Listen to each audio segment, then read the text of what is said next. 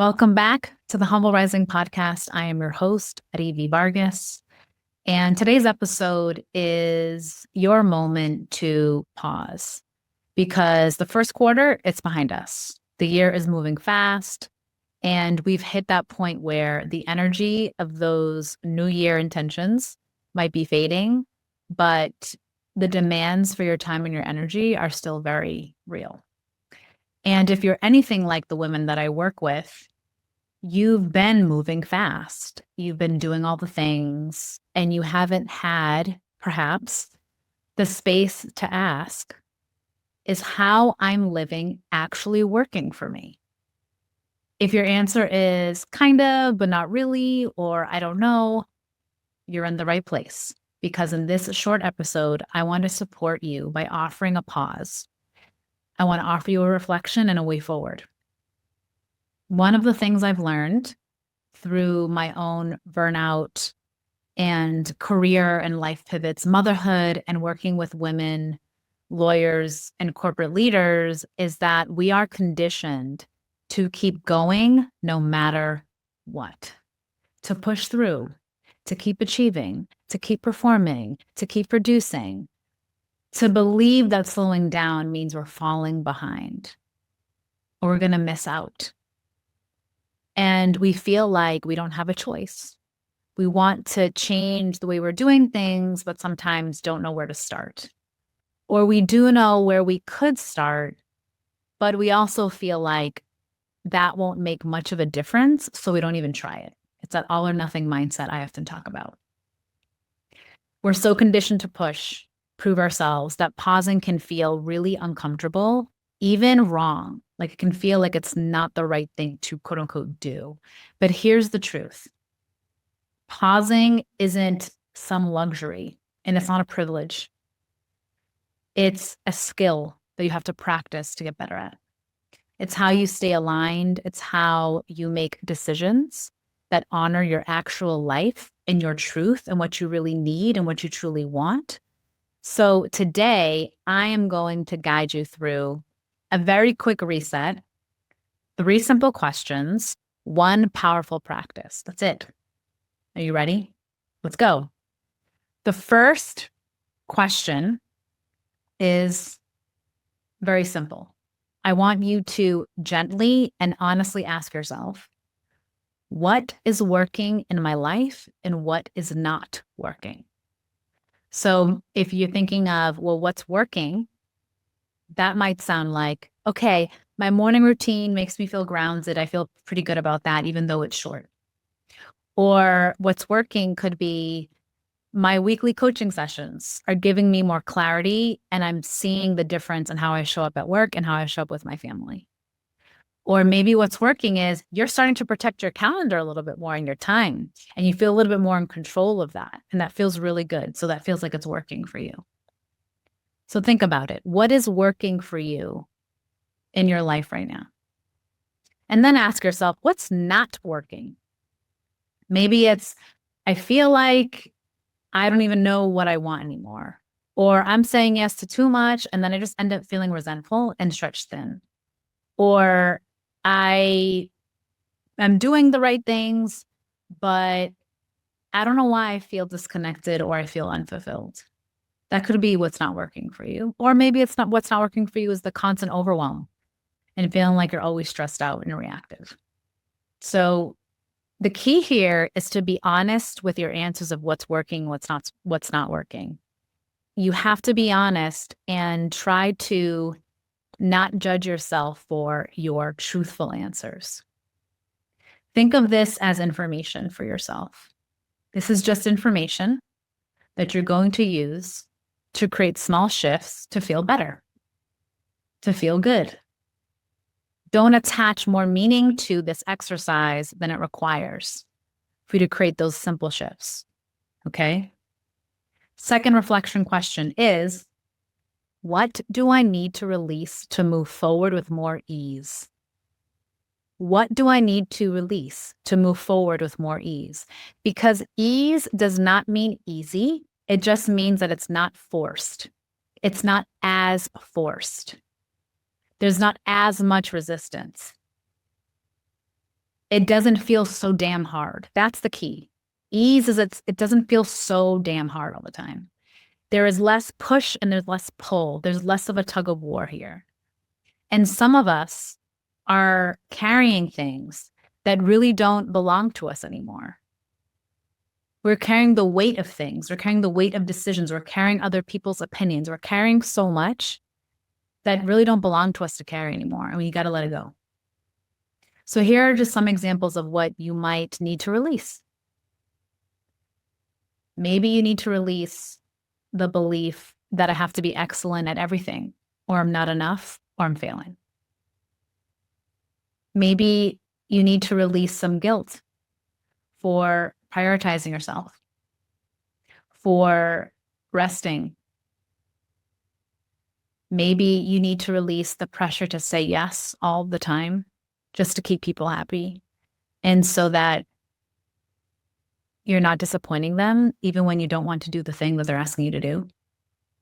And I'm not talking about work, tasks, and projects and initiatives that you are responsible for as part of your job description. That's what I'm talking about. I'm talking about the pressure to say yes to the events and the oh, could you just do this for me? Could you do this for me? Can you volunteer for this?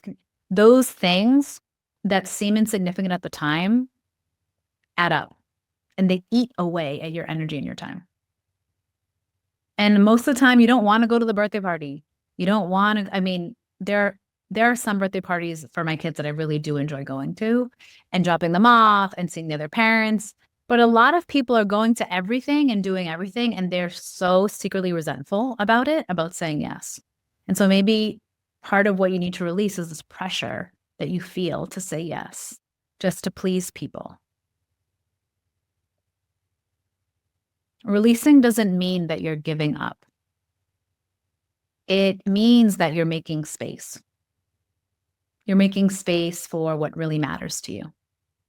And that's really important that you can get clear on what actually does matter to you. Reflection question number 3. Who do I want to be for the rest of the year? Who do I want to be for the rest of the year? Not what do I want to do, although that can be part of it, but that's not the question I'm asking you. It's not how many things you can check off your list, although there may be things, right? But who do I want to be? So maybe you are saying, you know what? I want to be a leader who models boundaries. I want to be a person who trusts herself again. I want to be a leader who is more confident in who I am and what I have to offer. I want to be a woman who creates space for pleasure and for joy, not just my productivity and my performance. I want to be a person who honors their energy, not just tends to other people's demands for my time and all the deadlines that I have. Or maybe you say, you know, I want to be a person who's present and who is present with those who you truly care about and who you really love, who really will matter to you in the end. And I'm saying, when I say who matters to you in the end, I'm really talking about the people who might be there with you when you take your last breath. That's who really matters. And when you think about those people, that's a very small inner circle. This question of who do I want to be for the rest of the year, it's really about identity. Because when you take actions and you make decisions, it flows from identity, who you are, and what you do and the actions you take and what you believe. That's all about your identity. So, who are you becoming for the rest of the year? That's the question. Who do I want to be for the rest of the year? Now, I told you there's one practice we're doing. It's called the alignment practice. And I want to close with this grounding practice that you can carry with you throughout the rest of the year. And you actually can do this at any time. You can do this now. You can do this in a few months as well. Or if you're setting up for the second half of the year, you can definitely do this in June. So choose one word or phrase that becomes your anchor. It is a reminder of what matters. When things get really loud and there's a lot of noise around you, or you feel off track, you feel overwhelmed, you don't feel like yourself. You're going to choose one word or phrase that you're going to come back to that reminds you of what truly matters. So some ideas, maybe your word or phrase could be ease. Maybe it's joy over judgment. Boundaries are self-love. Or maybe it's just boundaries. Or maybe you get more specific than that. And you say 6 to 8 p.m., family time. It could be as simple as that. Maybe your word or phrase is aligned decisions. Or it's trust myself. For a lot of you, that's a big one, because self-trust is the key and foundation to confidence. And self-trust is also one of the keys to setting and enforcing boundaries. And self-trust is the key to how you show up. Self-trust is one of the keys to creating space for yourself and prioritizing your self-care and showing yourself respect and love. So when life gets loud and things get hectic, which they will and they can, things can be stressful and challenging. That is life. That is inevitable. But when those things are happening, what is the energy or intention that you want to return to no matter what is happening around you? Write this word or phrase down. Say it out loud. Keep it visible. You might want to put it on a sticky note. I tell all my clients to put things where you will see them. And oftentimes, you have a laptop, you have sticky notes, you take your sticky note, you put it on your laptop. Maybe it's on the screen, or maybe it's by your mouse pad on your laptop, but you're putting it where you will always be reminded of it and where you will always see it. And let that phrase or that word be your intention and let it guide your next decision or how you show up next. Look, you don't have to change everything overnight, but pausing is necessary. And telling yourself the truth is necessary. And choosing what's next with intention is going to be helpful to you. This is exactly the work that I do with women lawyers and leaders. And you can learn more at ARIVEE'S.com. You can check the show notes for a link to my website. And you honestly can check out the book. Check out my best-selling book, Your Time to Rise, which has additional exercises that you can do to help you take that pause, to help you take stock and help you move forward in an intentional way.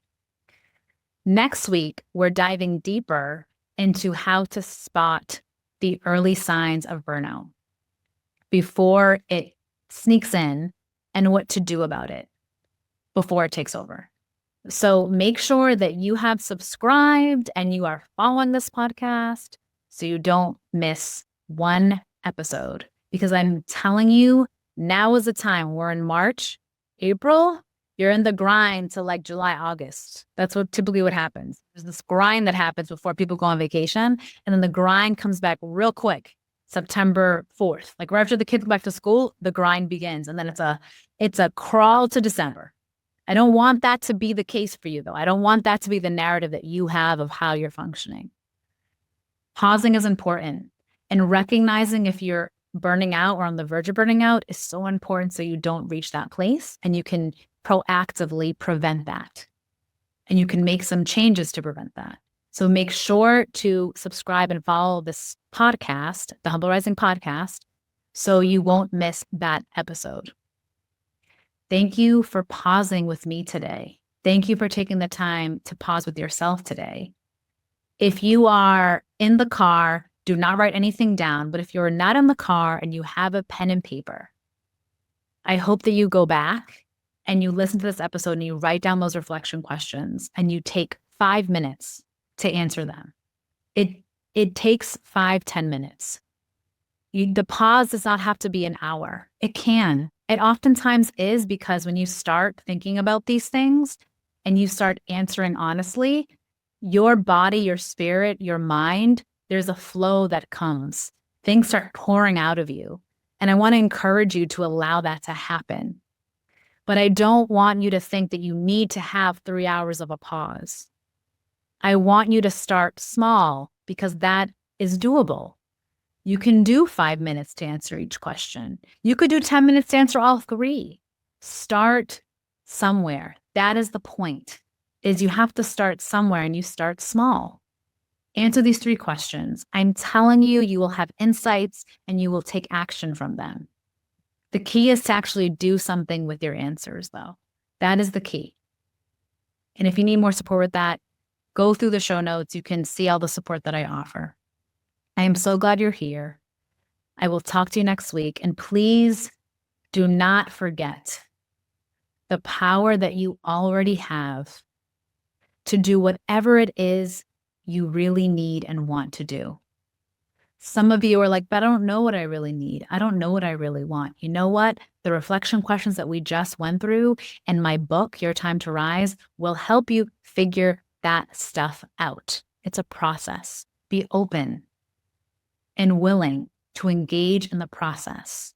The only requirement is that you are honest about it, that you're honest about your own journey and where you're actually at. Because if you don't know where point A is, you cannot go to point B.